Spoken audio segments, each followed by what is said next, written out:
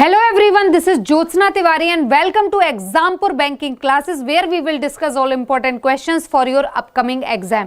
So बच्चे स्वागत है आप सभी का एग्जामपुर बैंकिंग क्लासेस में, जहां पर मैं ज्योत्सना तिवारी आपकी जी और स्टैटिक जी के फैकल्टी आप सभी के साथ डिस्कस करूंगी कुछ इंपॉर्टेंट क्वेश्चंस जो कि आपके आने वाले एग्जाम्स के लिए बहुत ही ज्यादा इंपॉर्टेंट है, राइट। तो एक बार बच्चे सेशन को जल्दी से जल्दी ज्वाइन कर लीजिए और ज्यादा से ज्यादा भाई अपने दोस्त, कलीग, रिलेटिव, रिश्तेदार, नातेदार जो कोई भी है सभी के साथ सेशन को शेयर कर दीजिए, क्योंकि जितने ज्यादा लोग होंगे उतना ही बेहतरीन, उतना ही इंटरेस्टिंग ये सेशन आपके लिए बनने वाला है ना। एक बात याद रखना बच्चे आप कि जितने ज्यादा लोग होंगे उतना ही बेहतरीन सेशन होगा ये। तो एक बार फटाफट से सेशन को ज्वाइन कर लीजिए और सभी के साथ शेयर कर दीजिए, क्योंकि आज का जो ये सेशन है बच्चे ये आपके आने वाले एग्जाम्स के लिए बहुत ही ज्यादा इंपॉर्टेंट है। और जैसा कि आप सभी को पता है भाई, आपका जो मेंस का एग्जाम है वो आपके सर पर है ना। मेंस एग्जाम आपके सर पे है, समय कम है, बहुत सारी चीजें पढ़नी है और आपको पता है ये भी कि भाई गेम चेंजर तो जीए ही है। आपको पहले भी मैं जीए की इंपॉर्टेंस बता चुकी हूं कि जीए कितना बड़ा गेम चेंजर है अगर आपको बैंक में सिलेक्शन लेना है तो इसके लिए, है ना। तो सारी इंपॉर्टेंस मैं आपको पहले ही बता चुकी हूं, तो एक बार दबा के सेशन को शेयर कर दो और उसके बाद हम डिस्कस करेंगे आज का ये सेशन, जहां पर कुछ इंपॉर्टेंट प्रैक्टिस क्वेश्चंस है। कल की क्लास में भी बच्चे हमने कुछ प्रैक्टिस क्वेश्चन का डिस्कशन किया था और आज की क्लास में भी हम कुछ प्रैक्टिस क्वेश्चन का डिस्कशन करेंगे, है ना। तो बिल्कुल ऐसा ही होने वाला है। कल की क्लास में भी हमने कुछ प्रैक्टिस क्वेश्चन डिस्कस किए थे और आज की क्लास में भी हम कुछ प्रैक्टिस क्वेश्चन का डिस्कशन करेंगे जो आपके आने वाले एग्जाम्स के लिए बहुत ही इंपॉर्टेंट सेशन बनेगा, ठीक है। आपके आने वाले जितने भी एग्जाम्स है सबके लिए एक बहुत ही इंपॉर्टेंट सेशन वो बनने वाला है। एक चीज याद रखो, तो भाई फटाफट से लाइव आ जाओ। मैं 2 मिनट का समय लूंगी और उसके बाद हम स्टार्ट करेंगे आज का ये सेशन जो कि आपके आने वाले एग्जाम्स के लिए बहुत ही ज्यादा जरूरी है ना बच्चे। तो मैं बस 2 मिनट का समय लूंगी और उसके बाद हम शुरू कर देंगे ये बेहतरीन सेशन जो कि बहुत ज्यादा इंपॉर्टेंट है। क्लियर है?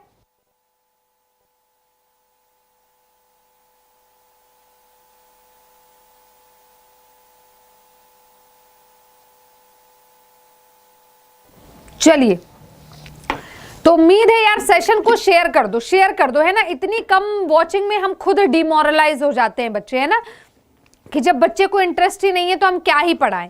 हम भी यही सोचते हैं कि जब बच्चे को इंटरेस्ट नहीं है तो भाई क्या बताओ, खुद को लगता है क्या बता दो, है ना।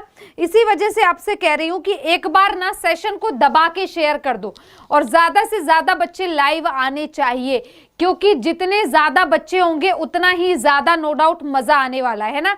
तो जितने ज्यादा बच्चे होंगे उतना ही ज्यादा मजा आएगा। तो एक बार लाइव आ जाओ यार सभी कोई।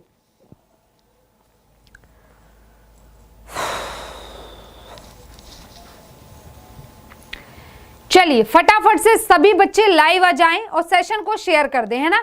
तो चलो अब बढ़ते हैं आज के सेशन की तरफ। हम देखते हैं कि क्या कुछ नया और क्या कुछ इंपॉर्टेंट है आज के सेशन में। देखते हैं हम बच्चे कि क्या कुछ नया और क्या कुछ इंपॉर्टेंट है आज के सेशन में आपके एग्जाम के अकॉर्डिंग, है ना। तो सबसे पहले तो बच्चे स्वागत है आप सभी का एग्जामपुर हम है कलम से क्रांति में, जहां पर मैं ज्योत्सना तिवारी आपकी जी और स्टैटिक जी के फैकल्टी आप सभी के साथ डिस्कस करूंगी कुछ इंपॉर्टेंट क्वेश्चंस का कॉम्बो पैक, है ना। तो जैसा कि बच्चे आप सभी जानते ही हैं क्लास के बारे में कि भाई ये आपकी क्लास कौन सी है, तो ये है आपकी जनरल अवेयरनेस की क्लास। बात आगे करूं तो IBPS, RRB, PO and clerk mains का ये क्या है, पेपर है, ठीक है। तो ये जो बैच है बच्चे ये आपका IBPS, RRB, PO clerk mains का बैच है, जिसका टाइम होता है रोज शाम को, मैं यहां पर लिख देती हूं 4 बजे। तो भाई पूरे दिन कहीं भी बिजी रहो, डोंट केयर, लेकिन शाम के 4 बजते हैं तो फटाफट से एग्जामपुर बैंकिंग क्लासेस पे आ जाया करो। क्यों? क्योंकि आपको पता है ज्योत्सना मैम वहां पर इंतजार करती हैं आपका एग्जामपुर बैंकिंग क्लासेस में, है ना। पता होना चाहिए भाई, ये तो छोटी सी चीजें, छोटी सी बातें, और इसी वजह से आपको क्या करना है, एग्जामपुर बैंकिंग क्लासेस पे आ जाना है फटाफट से लाइव, है ना। तो चलो बढ़ते हैं आगे, देखते हैं। तो बच्चे आज का जो टॉपिक है, आज हम मिसलेनियस क्वेश्चन का की प्रैक्टिस करेंगे। तो जिस तरह से हमने कल मिसलेनियस क्वेश्चन की प्रैक्टिस की थी, जहां पर आपके बैंकिंग के भी क्वेश्चन थे, करंट अफेयर के भी थे, स्टैटिक जीके के भी थे, उसी तरह से हम आज भी मिसलेनियस क्वेश्चन का एक कॉम्बो पैक लेकर आए और मिसलेनियस क्वेश्चन का डिस्कशन करेंगे आज के इस बेहतरीन सेशन में, ठीक है ना। चलो तो बढ़ते हैं आगे। देखो बच्चे, अगर आप एक बैंकिंग के ट्रू एस्पिरेंट है, आप सच में बैंक का कोई ना कोई एग्जाम क्वालिफाई करना चाहते हैं, like RRB, sorry like clerk, PO या ऐसो कोई भी एग्जाम, और अभी तक आपने एग्जामपुर बैंक की क्लासेस को सब्सक्राइब नहीं किया है तो बहुत बड़ी गलती की है भाई, है ना। अभी फटाफट से जाइए अपने यूट्यूब पे टाइप करिए एग्जामपुर बैंकिंग क्लासेस और सब्सक्राइब करिए फटाफट से। और जैसे ही चैनल को सब्सक्राइब करेंगे भाई, बेल आइकन का बटन जरूर दबा देना ताकि आपको हर एक सेशन का टाइम टू टाइम नोटिफिकेशन मिल जाए, पहली बात। दूसरी बात सुन लीजिएगा, दूसरी बात ये है कि भाई शेयर कर दो सेशन को, है ना, दूसरी बात ये। और हाँ, एक और बात बता दूं आपको बच्चे, जिन कोर्सेज के लिए आप बाकी जगहों पे जाके हजारों रुपए अदर प्लेटफॉर्म पे करते हैं तब भी आपको सेटिस्फेक्शन नहीं मिलता, वो सारी की सारी चीजें आपको एग्जामपुर बैंकिंग क्लासेस दे रहा है बिल्कुल फ्री ऑफ कॉस्ट, है ना। उसके लिए आपको कोई मेहनत नहीं करनी है, यहाँ पर ना कोई पैसा खर्च करना है ना कुछ, बस पढ़ना है, लेकिन क्लासेस डेली अटेंड करनी है आपको। यहाँ पे सब मिलेगा, अच्छे लेवल के क्वेश्चन मिलेंगे, बट यार क्लासेस तो आपको डेली अटेंड करनी पड़ेगी, आपके पास और कोई ऑप्शन नहीं है, ठीक है ना। चलो तो आगे बढ़ते हैं, देखते हैं कुछ और इंपॉर्टेंट चीजें। तो बच्चे GNBA बाय ज्योत्सना मैम, यानी कि मेरे द्वारा आप डिस्कस करेंगे general awareness and banking awareness के सारे ही इंपॉर्टेंट टॉपिक्स एंड क्वेश्चन। तो चलिए, ये सारे क्वेश्चन हमने देख लिए थे लास्ट क्लास में, आपको याद होगा। आज हमें क्या देखना है, हम ये भी देख लेते हैं, ठीक है। आज हमें जो देखना है वो ये क्वेश्चन है, आज हमें इस क्वेश्चन से शुरुआत करनी है। आपको याद होगा मैंने ये क्वेश्चन आपको होमवर्क में दिया था, ठीक है, ये क्वेश्चन मैंने आपको होमवर्क में दिया था। देखते हैं कि कितने बच्चे होमवर्क करके आए हैं। मैंने ये क्वेश्चन होमवर्क में दिया था और देखते हैं कि कितने बच्चे होमवर्क करके आए हैं। तो फटाफट से बताओ क्वेश्चन क्या था, देखो। और प्लीज सेशन को शेयर करो, प्लीज प्लीज रिक्वेस्ट है आपसे, सेशन को शेयर करते जाइए, है ना। देखो क्या लिखा है, लिखा है which one of the following is a order to pay money, निम्नलिखित में से कौन सा पैसा देने का एक आदेश है। मतलब आपको यहाँ पर 5 ऑप्शन है, आपको ये बताना है कि इनमें से कौन सा ऑप्शन है जो कि पैसा देने के लिए पूरी तरह से बाध्य है। ऑप्शन है cheque, promissory note, bills of exchange, A और सी बोथ, या फिर ऑल ऑफ दी अबव। तीनों के चारों सही होंगे, cheque, promissory note, bills of exchange, फिर चौथा है ए और सी, या फिर तीनों के तीनों सही है, पूरे के पूरे सही हैं। आपको बताना है कि सही आंसर क्या है। क्वेश्चन क्या पूछा गया है कि इनमें से कौन सा है जो कि पैसा देने का काम करता है। पैसा देने का काम करता है मतलब पैसा पे करने का काम करता है, वो इनमें से कौन सा है आपको ये बताना है, ठीक है ना। पैसा पे करने का काम इनमें से कौन करता है आपको ये बताना है, क्लियर है। चलो तो फटाफट से बता दो कि सही आंसर क्या होगा।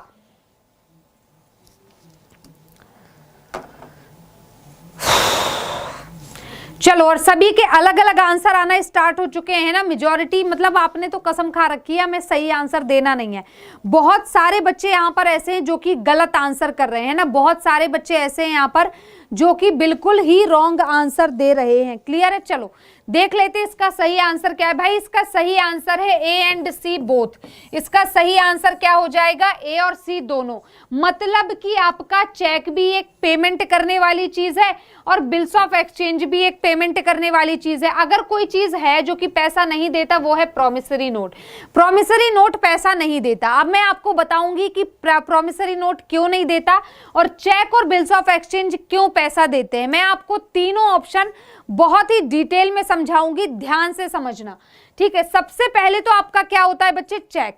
सबसे पहले देख लो यहाँ पर जिसने भी डी आंसर किया था, ए और सी दोनों, वो सही था, बाकी सारे गलत। तो सबसे पहला आपका ऑप्शन क्या हो जाएगा, चेक।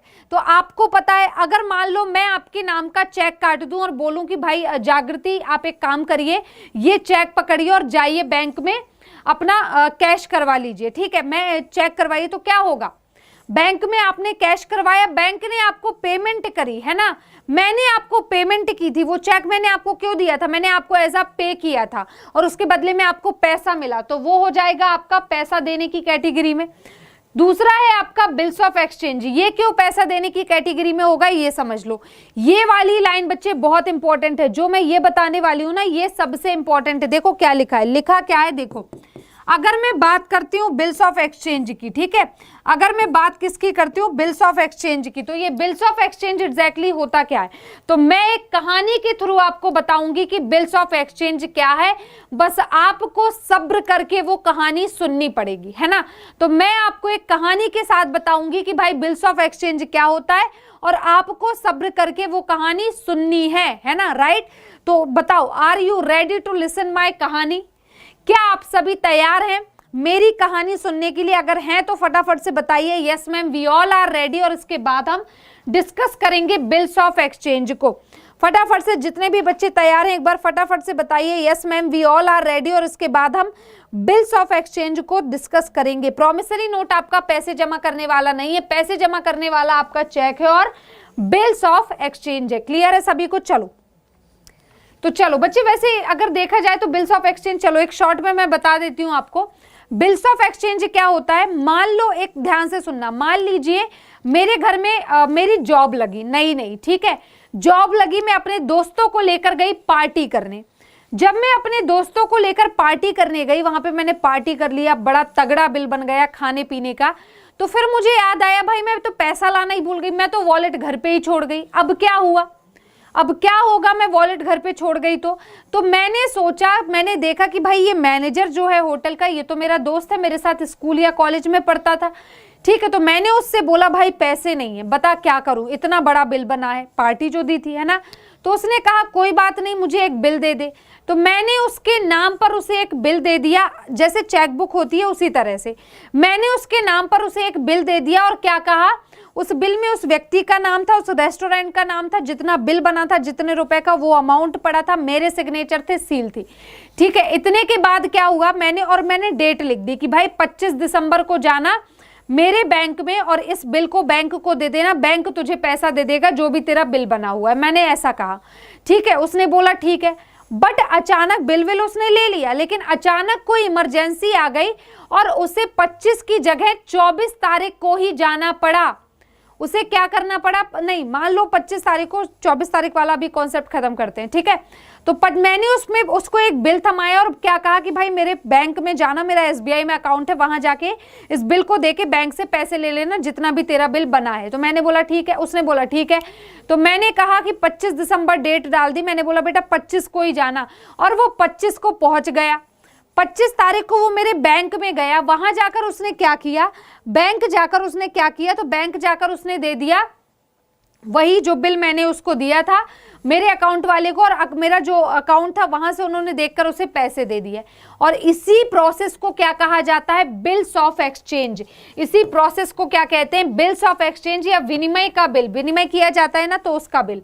और अगर प्रॉमिसरी नोट क्या है ये देख लो, प्रॉमिसरी नोट पे क्यों नहीं करता, तो देखो यहां पर क्या हुआ, बिल्स ऑफ एक्सचेंज में भी एक प्रकार का पे ही किया था, जमा ही किया था ना पैसा, क्या हुआ था, पैसा दिया ही गया था ना एक व्यक्ति से दूसरे व्यक्ति को। तो इसी वजह से चेक और बिल्स ऑफ एक्सचेंज दोनों ही इसका हिस्सा हैं, बट प्रॉमिसरी नोट क्यों नहीं है मैं आपको बता दूं। देखो मान लो आप फाइनेंशियल मार्केट में, आपने सुना कि भाई सब बोलते हैं भाई शेयर मार्केट में बहुत प्रॉफिट है, लोग रातों रात करोड़पति बन जाते हैं, तो आपके मन में वो इच्छा जाग गई करोड़पति बनने की। तो आपने क्या बोला, यार लेट्स ट्राई, मैं भी ट्राई करती हूँ शेयर मार्केट में, मुझे भी पैसा लगाना है। आपने क्या कहा, मैं भी ट्राई करती हूँ शेयर मार्केट में, मुझे भी पैसा लगाना है, ऐसा आपने सोचा। तो सही सोचा। उसके बाद क्या हुआ कि शेयर मार्केट में पैसा लगाने की बात हो गई, ठीक है, शेयर मार्केट में पैसा लगाने की बात होगी, बट आप तो नौसिखिए हैं, आपको तो पता ही नहीं है कि शेयर मार्केट में पैसा लगाया कैसे जाता है। तो अब आपको कोई ना कोई ब्रोकर की जरूरत पड़ेगी, ठीक है, ऑफ कोर्स पड़ेगी, आपको किसी ना किसी ब्रोकर की जरूरत पड़ेगी जो आपको बताएगा कि भाई शेयर मार्केट में पैसा कैसे लगाते हैं, सारी चीजें आपको डिटेल देगा, ठीक है। तो देखो अब ब्रोकर की जरूरत पड़ी शेयर मार्केट में पैसा लगाने के लिए, उसे पूरे दांव पेच पता थे शेयर मार्केट के, उसने मुझसे पैसा लिया और उसको पता था कि किस कंपनी में इन्वेस्टमेंट करने से प्रॉफिट में जाएगी, तो उसने मुझसे पैसा लिया और क्या किया, इन्वेस्ट किया। बट मुझे तो ये शक है ना कहीं ये मेरा पैसा लेकर ना भाग जाए, भाई मैं तो बर्बाद हो जाऊंगी, मेरा पैसा लेके चला गया तो क्या।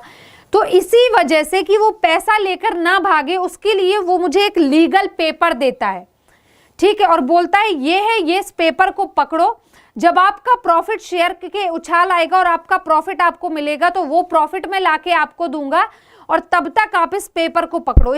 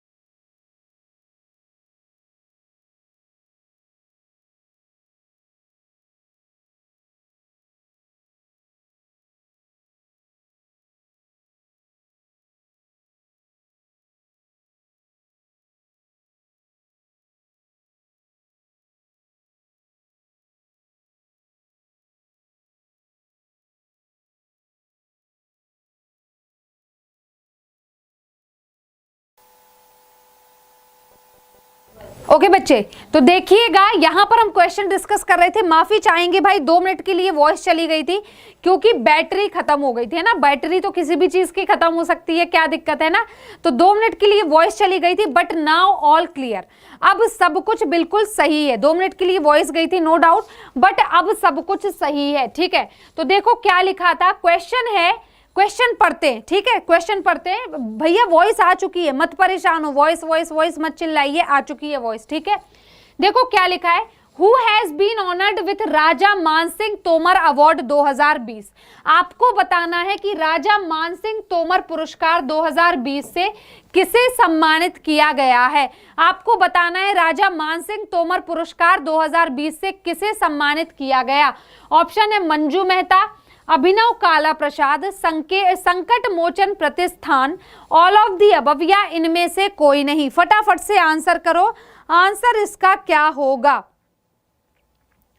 फटाफट से आपको क्या बताना है बच्चे कि इसका आंसर क्या होगा।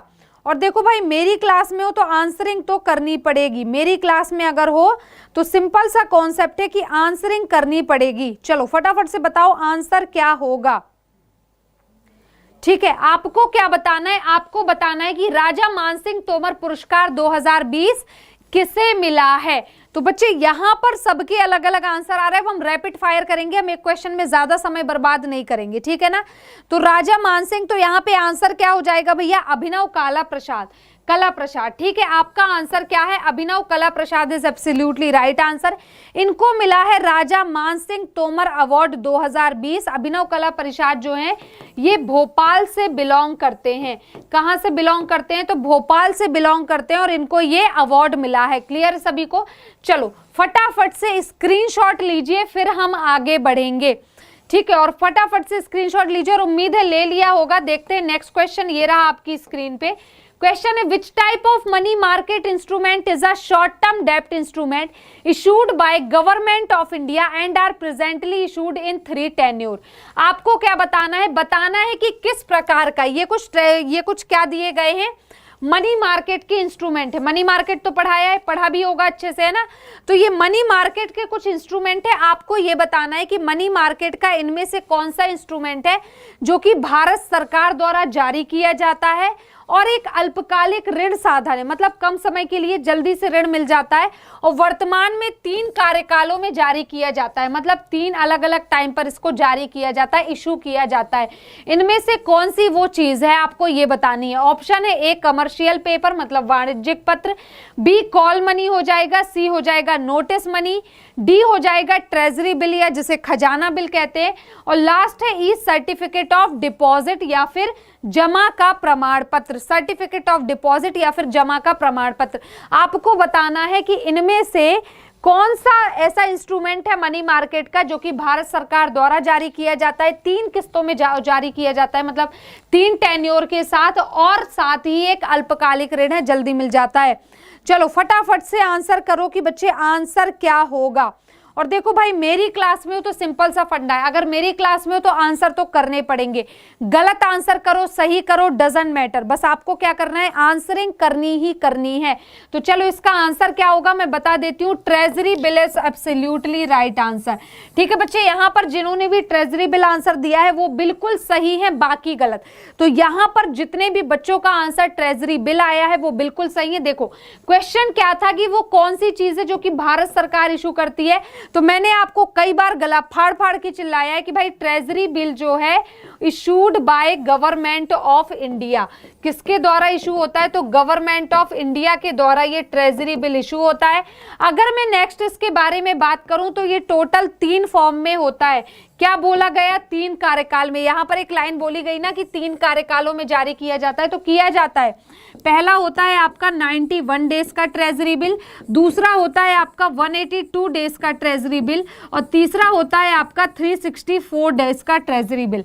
तो हो गए 3 टेन्योर में इसको वो किया जाता है, और एक अल्पकालिक ऋण 91 दिनों में पूरा हो गया, 122 दिन में ही पूरा हो गया, और 364 दिन में ही मैच्योरिटी पूरी हो गई, तो एक अल्पकालिक ऋण तो होगा ही होगा। तो आंसर इसका सही क्या हो जाएगा, treasury bill is absolutely right answer, ठीक है।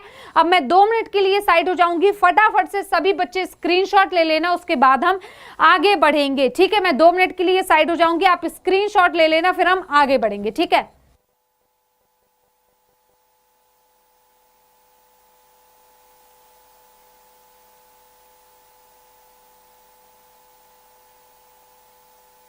चलिए, और उम्मीद है अभी तक आपने स्क्रीनशॉट ले लिया होगा। ये रहा नेक्स्ट क्वेश्चन। क्वेश्चन देखो क्या है। क्वेश्चन है 21-year-old Reshma Mariam Roy of which state has become the youngest panchayat president.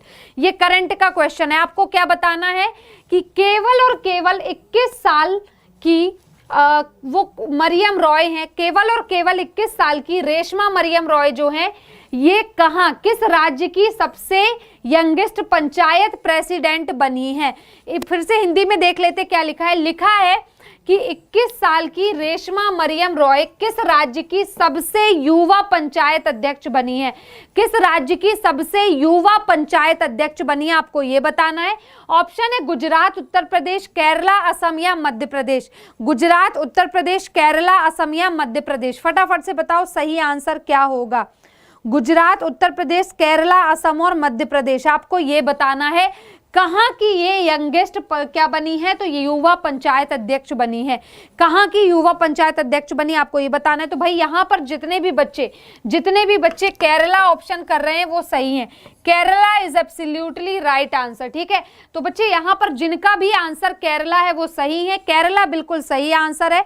तो ये केरला की है 21 साल की, जो कि वहां की लोकल बॉडी के लिए इलेक्शन इन्होंने जीता था और सबसे यंगेस्ट युवा पंचायत अध्यक्ष बनी है। क्लियर है सभी को। चलो, अब केरला में जो है ये अगर मैं वहां के सेक्स रेशो की बात करूं तो मेल पर फीमेल ज्यादा हैं, तो आप इससे भी रट सकते हो अगर आपको याद नहीं हो रहा है तो, कि महिला प्रधान वो है जहां वहां पर पितृ सत्ता नहीं चलती। केरल में महिला प्रधान लोग ज्यादा है और इसी वजह से देखो वहां महिलाओं को अवसर मिला कि यंगेस्ट महिला बनी है, ठीक है। तो चलो आगे मैं बढ़ती हूँ। मैं 2 मिनट के लिए साइड में हो जाऊंगी, आप सभी फटाफट से स्क्रीनशॉट ले लेना, फिर हम आगे कुछ और चीजों का डिस्कशन करेंगे, ठीक है।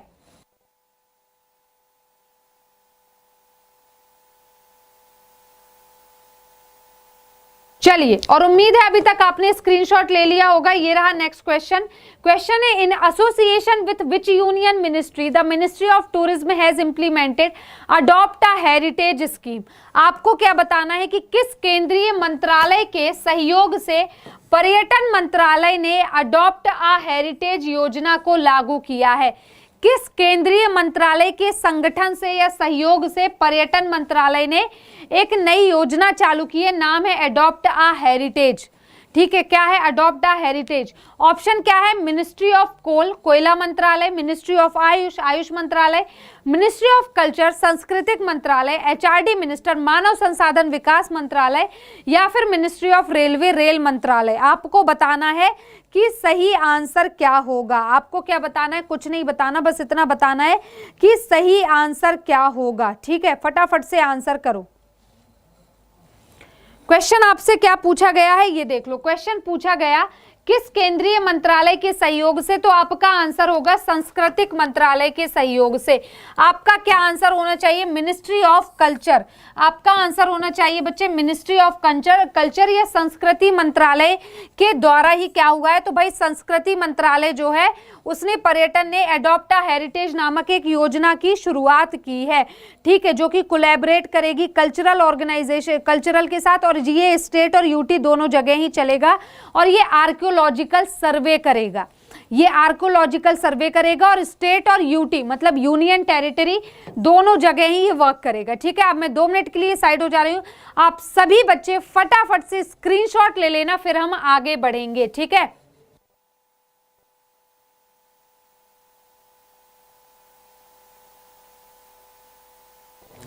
चलिए, और उम्मीद है अभी तक आपने स्क्रीनशॉट ले लिया होगा। ये रहा next question. Who is the chairman of monetary policy committee? मौद्रिक नीति समिति के अध्यक्ष कौन है? आपको क्या बताना है? मौद्रिक नीति समिति के अध्यक्ष कौन है? ऑप्शन क्या है? फाइनेंस मिनिस्टर मतलब वित्त मंत्रालय होता है, वित्त मंत्री हैं, प्राइम मिनिस्टर ऑफ इंडिया या भारत के प्रधानमंत्री हैं, गवर्नर ऑफ आरबीआई, आरबीआई के गवर्नर हैं, deputy governor of RBI, RBI के डेप्यूटी गवर्नर होते हैं, या फिर none of these is the above उपरोक्त में से कोई नहीं। आपको क्या बताना है कि एमपीसी मॉनेटरी पॉलिसी कमेटी का अध्यक्ष हमेशा कौन होता है। जैसे नीति आयोग का अध्यक्ष हमेशा प्राइम मिनिस्टर होता है ना, उसी तरह से आपका जो ये क्या है मॉनेटरी पॉलिसी कमेटी, इसका भी एक अध्यक्ष फिक्स है, याद रखना। वो कौन होता है? Governor of RBI. कौन है इस समय? शक्तिकांत दास जी हैं। ठीक है, तो आरबीआई का जो गवर्नर है वही क्या होता है? एमपीसी का मॉनेटरी पॉलिसी कमेटी का मेंबर या चेयरमैन। ठीक है, चेयरमैन की बात कर लेते हैं, चेयरमैन होता है। अगर बात करूं मैं प्रेजेंट में गवर्नर कौन है, ठीक है, क्वेश्चन अगर क्या आ रहा है कि प्रेजेंट में गवर्नर कौन है, तो आपका आंसर होगा भैया शक्तिकांत दास। आपका आंसर क्या हो जाएगा? Shaktikanta Das is absolutely right answer. Shaktikanta Das is absolutely right answer. Clear है सभी को? चलो आगे बढ़ते। बाकी आरबीआई के बारे में तो पता ही है, इस्टेब्लिश कब हुआ था?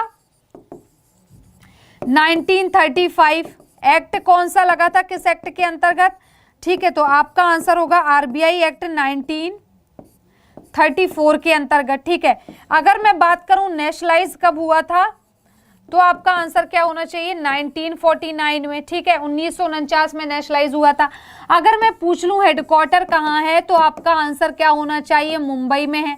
अगर मैं पूछ लूं, वैसे मैं नहीं पूछूंगी, अगर मैं पूछूं इससे पहले हेडक्वार्टर कहाँ पे था, तो आपका आंसर क्या हो जाएगा? Calcutta is absolutely right answer. ठीक है, बट ये पहले का, और कलकत्ता से मुंबई कब मूव हुआ? तो 1937 में ये कलकत्ता से मुंबई मूव हो गया था। क्लियर है सभी को? चलो अब फटाफट से सारे के सारे बच्चे इसका स्क्रीनशॉट ले लीजिए, फिर हम आगे कुछ और चीजों का डिस्कशन करेंगे।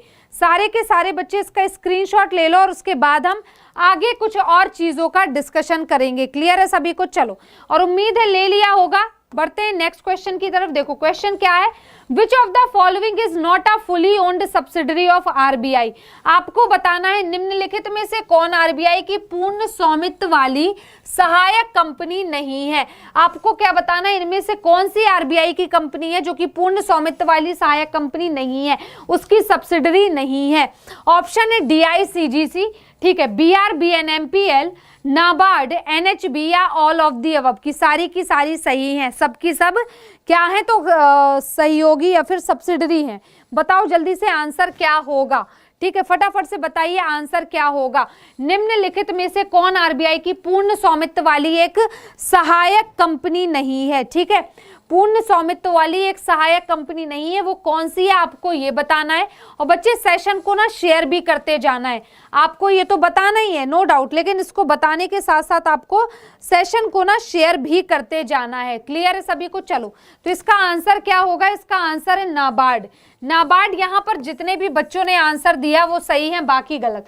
नाबार्ड जितने भी बच्चों का आंसर आया सही है, गलत। फुल फॉर्म सबके जान लो। डीआईसीजीसी का फुल फॉर्म है deposit insurance credit guarantee corporation. बीआरबीएनएमपीएल का फुल फॉर्म है भारतीय रिजर्व बैंक नोट मुद्रण प्राइवेट लिमिटेड। नाबार्ड का फुल फॉर्म है national bank for agriculture and rural development.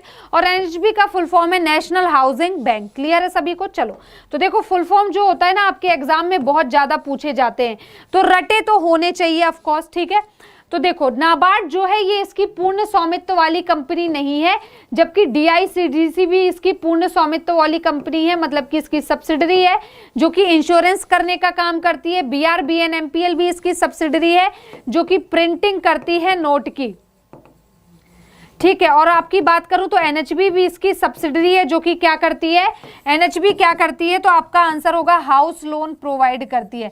House loan, home loan, जो भी बोल लो, तो ये प्रोवाइड करने का काम किसका है? तो वो है एनएचबी का। तो NABARD is absolutely right answer. Question था कि इनमें से कौन सी पूर्ण स्वामित्व वाली कंपनी नहीं है, तो भाई वो नाबार्ड है जो कि पूर्ण स्वामित्व वाली कंपनी नहीं है। क्लियर है सभी को? चलो आगे बढ़ते हैं, देखते हैं नेक्स्ट। फटाफट से इसका स्क्रीनशॉट लो, फिर हम आगे बढ़ेंगे। ठीक है,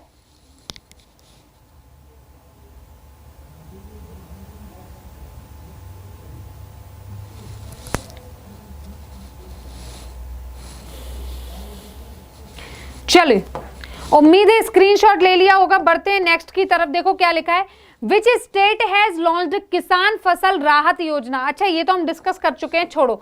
ये है नेक्स्ट क्वेश्चन। क्वेश्चन है when the repo rate increase borrowing from RBI becomes. जब रेपो दर बढ़ती है, क्या होती है, जब रेपो दर बढ़ती है तो आरबीआई से उधार लेना डैश हो जाता है क्या। जब रेपो दर बढ़ती है तो आरबीआई से उधार लेना क्या हो जाता है, कम खर्चीला, कोई प्रभाव नहीं पड़ता, अधिक महंगा हो जाता है आरबीआई से उधार लेना, या तो बी या तो सी, मतलब कि या तो कोई इफेक्ट नहीं पड़ता, या फिर ज्यादा महंगा हो जाता है, या फिर इक्वल इफेक्ट, समान प्रभाव पड़ता है। आपको बताना है कि इसका सही आंसर क्या होगा। आपको क्या बताना है बच्चे, इसका सही आंसर बताना है, ठीक है।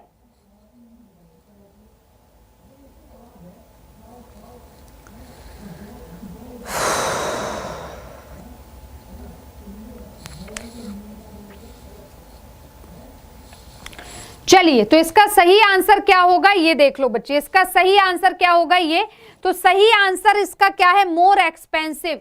ऑफ कोर्स देखो रेपो रेट क्या होता है मैंने आपको बताया था, जिस तरह से हम बैंकों से उधार लेते हैं, फिर से सुन लो अगर नहीं पता तो, जिस तरह से हम बैंक से जब लोन लेते हैं तो बैंक उस पर कुछ रेट ऑफ इंटरेस्ट लगाता है या नहीं लगाता है। जब हम बैंक से लोन लेते हैं तो बैंक उस पर कुछ रेट ऑफ इंटरेस्ट लगाता है, राइट। तो जिस दर से लगाता उसी तरह से क्या होता है, एक बैंक को भी तो लोन की जरूरत पड़ती है।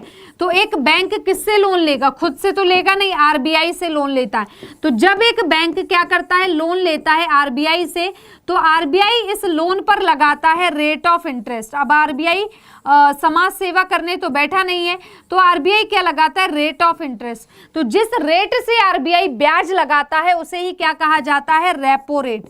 उसे ही क्या कहा जाता है, रेपो रेट। तो एक बात बताओ यार, जब रेपो रेट बढ़ेगा तो रेपो रेट से क्या कर रहा था, बैंक लोन ले रहा था आरबीआई से, तो जब रेपो रेट बढ़ेगा तो क्या बैंक के लिए लोन महंगा होगा या नहीं होगा, होगा। और महंगा होगा तो ज्यादा महंगा होगा, मोर एक्सपेंसिव, अधिक महंगा। तो इसी वजह से इसका आंसर क्या हो जाएगा, मोर एक्सपेंसिव। तो भाई यहां पर जिसने भी मोर एक्सपेंसिव आंसर दिया वो सही था, बाकी गलत। देखो ये पूरी तरह से लॉजिकल क्वेश्चन था, पूरी तरह से। और ये भी सही है कि अगर आपका थोड़ा सा भी लॉजिक इसमें लग जाता तो आप इजीली बाजी मार लेते। अगर आपका थोड़ा सा भी लॉजिक लग जाता ना तो आप ऐसे चुटकियों में बाजी मार लेते, ठीक है ना। बट आपने लॉजिक लगाया नहीं, अफसोस की बात तो यही है, ठीक है।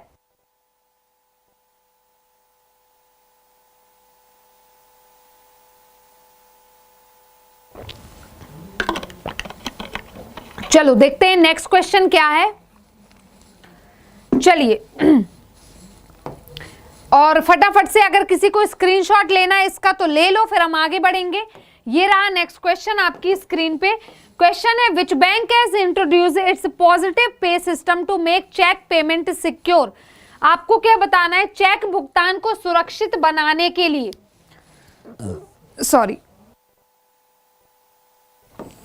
चेक भुगतान को सुरक्षित बनाने के लिए किस बैंक ने अपना सकारात्मक वेतन प्रणाली शुरू की है। ठीक है, आपको क्या बताना है, आपको बताना है कि चेक के भुगतान को सुरक्षित बनाने के लिए किस बैंक ने अपनी सकारात्मक वेतन प्रणाली शुरू की है।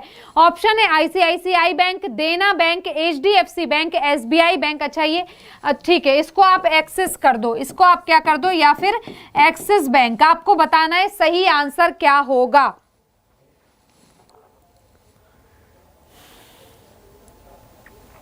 आपको बताना है भाई कि सही आंसर जो है वो क्या होगा। What is the right answer, then your answer will be what, answer will be SBI bank. ठीक है, तो वो एसबीआई बैंक है जिसने कि चेक भुगतान को सुरक्षित बनाने के लिए सकारात्मक वेतन प्रणाली की शुरुआत की है। वो कौन सा है, वो है आपका एसबीआई बैंक। ठीक है, positive pay system, check payment secure रहेगी जिससे आपकी। ठीक है, चलो ये रहा नेक्स्ट क्वेश्चन। देखो क्वेश्चन क्या है, क्वेश्चन है who has been appointed as the MD and CEO of Yes Bank investment arms Yes Security. आपको क्या बताना है कि यस बैंक निवेश शाखा यस सिक्योरिटीज के एमडी और सीईओ के रूप में किसको नियुक्त किया गया है। ऑप्शन आपके पास क्या है, पद्मजा चौंधरू, प्रशांत प्रभाकरन, सुमंत कठपालिया, राकेश शर्मा, या फिर इनमें से कोई नहीं। आपको बताना है कि सही आंसर क्या है, आपको बताना है कि सही आंसर क्या हो जाएगा इसका, फटाफट से बताइए। और ये करंट का क्वेश्चन है कि यस सिक्योरिटी के रूप में एमडी और सीईओ के रूप में यस सिक्योरिटी ने किसको सिलेक्ट किया है। ये कल का ही क्वेश्चन है, सॉरी ये करंट का ही क्वेश्चन है।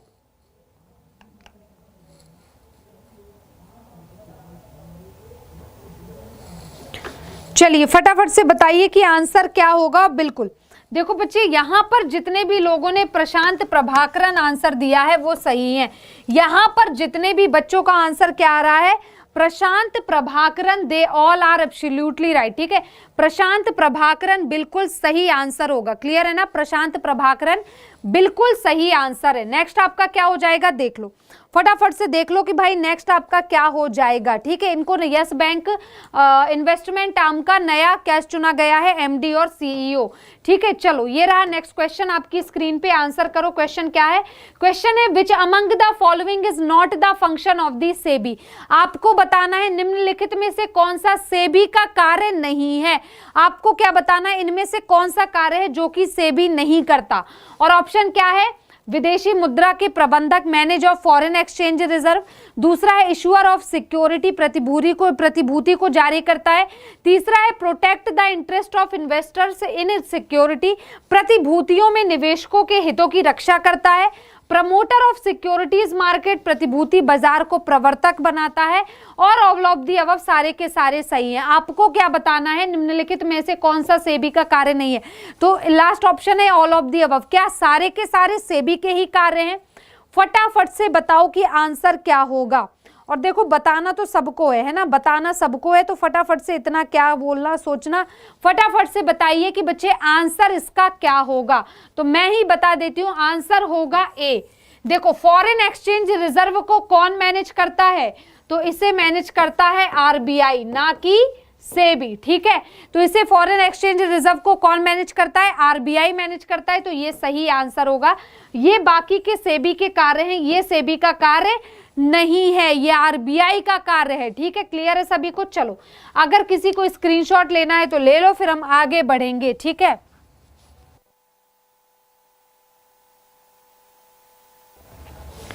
चलिए देखते हैं नेक्स्ट क्वेश्चन। ये रहा आपकी स्क्रीन पे, क्वेश्चन है SMA was introduced by the RBI in 2014।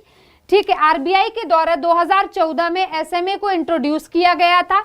To identify those accounts that has the potential to become an NPA status asset, what does it stand for. आप देखो, मैं आपको सरल शब्दों में समझा देती हूँ, शायद आपको क्वेश्चन ना समझ में आए, इसी वजह से मैं आपको थोड़ा सा और सरल करके बताती हूँ। ये कह रहे हैं, ये कहना चाह रहे हैं कि जो आज आरबीआई ने एसएमए को चालू किया था, 2014 में चालू किया था, पेश किया गया था, जिससे कि ये कहा गया था कि एनपीए के अंतर्गत जितनी भी संपत्ति है सबकी पहचान की जाएगी।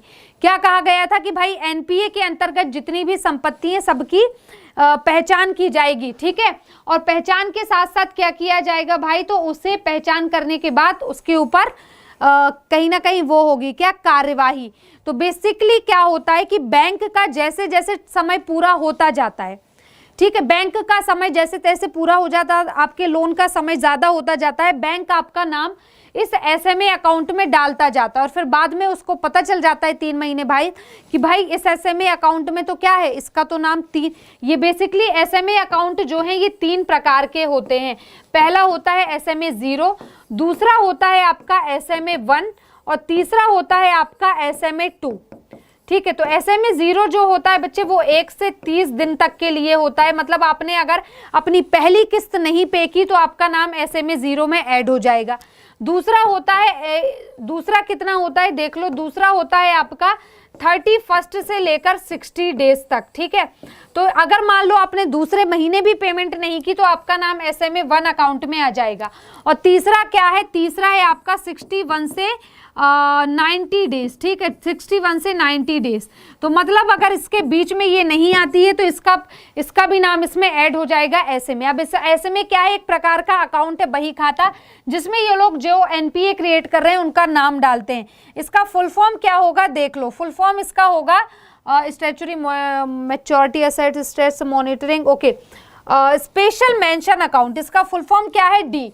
D is absolutely right answer. तो बच्चे यहां पर जिसने भी इसका आंसर डी दिया है वो बिल्कुल ही सही है, D is absolutely right answer. अगर किसी को स्क्रीनशॉट लेना है तो ले लो, फिर हम आगे बढ़ेंगे। अगर कोई स्क्रीनशॉट लेना चाहता है तो बच्चा ले सकता है, और इसके बाद हम आगे कुछ और चीजों का डिस्कशन करेंगे। क्लियर है सभी को? चलो तो बढ़ते हैं, और ये रहा नेक्स्ट क्वेश्चन आपकी स्क्रीन पे। क्वेश्चन है, Ayushman Bharat PMJAY Sehat has been launched to extend coverage of all resident of which state. आपको क्या बताना है कि आयुष्मान भारत PMJAY सेहत का शुभारंभ राज्य के सभी निवासियों को कवरेज प्रदान करने के लिए किया गया है। किस राज्य के? आपको बताना है किस राज्य के। ऑप्शन है महाराष्ट्र, गुजरात, जम्मू एंड कश्मीर, हरियाणा और उत्तर प्रदेश। महाराष्ट्र, गुजरात, जम्मू एंड कश्मीर, हरियाणा और उत्तर प्रदेश। आपको बताना है सही आंसर क्या होगा। आपको क्या बताना है सही आंसर क्या होगा? भाई सही आंसर है जम्मू एंड कश्मीर। तो यहां पर जितने भी बच्चों ने जम्मू एंड कश्मीर आंसर किया है, they all are absolutely right. बाकी सारे के सारे गलत होंगे, और PDF मिल जाएगी, बस परेशान मत होना आप, है ना। आपकी परेशानी हमसे देखी नहीं जाती है। देखो नेक्स्ट क्या है, the prime minister Narendra Modi has flagged of the 100th किसान rail farmers train which will play between which state. आपको क्या बताना है कि प्रधानमंत्री मोदी ने 100वीं किसानों की ट्रेन को हरी झंडी दिखाई है। प्रधानमंत्री ने किसानों की आज 100वीं ट्रेन को हरी झंडी दिखाई है। आपको बताना है जो किस राज्य के बीच पे ये ट्रेन चलेगी। आपका ऑप्शन है हरियाणा, महाराष्ट्र, महाराष्ट्र टू वेस्ट बंगाल, वेस्ट बंगाल से बिहार, बिहार से हरियाणा, और फिर मध्य प्रदेश टू बिहार। आपको बताना है कि सही आंसर क्या होगा। आपको बताना है बच्चे कि इसका सही आंसर क्या होगा। What is the absolutely right answer. इसका सही आंसर क्या होगा आपको ये बताना है। क्लियर है? चलो, और भाई मैं पहले ही बता दूं इसका सही आंसर क्या है। तो Maharashtra and West Bengal is absolutely right answer, मतलब बी बिल्कुल सही है। ये जो प्रधानमंत्री नरेंद्र मोदी जी ने 100वीं किसान रेल को शुरू किया है, हरी झंडी दिखाई, वो महाराष्ट्र से वेस्ट बंगाल तक दिखाई है। कहां से कहां तक? महाराष्ट्र से वेस्ट बंगाल तक दिखाई गई है। क्लियर है सभी को? चलो आगे बढ़ते हैं, नेक्स्ट क्वेश्चन देख लेते हैं। फटाफट से इसका स्क्रीनशॉट लो, फिर हम डिस्कस करेंगे नेक्स्ट क्वेश्चन। और ये रहा क्वेश्चन आपकी स्क्रीन पे। क्वेश्चन है, the unified payment interface is regulated by. Unified payment interface विनियमित है, किसके द्वारा रेगुलेट किया जाता है?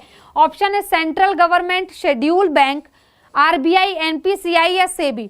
Central government, schedule bank, RBI, NPCI या सेबी। आपको बताना है सही आंसर क्या होगा। फटाफट आंसर करिए।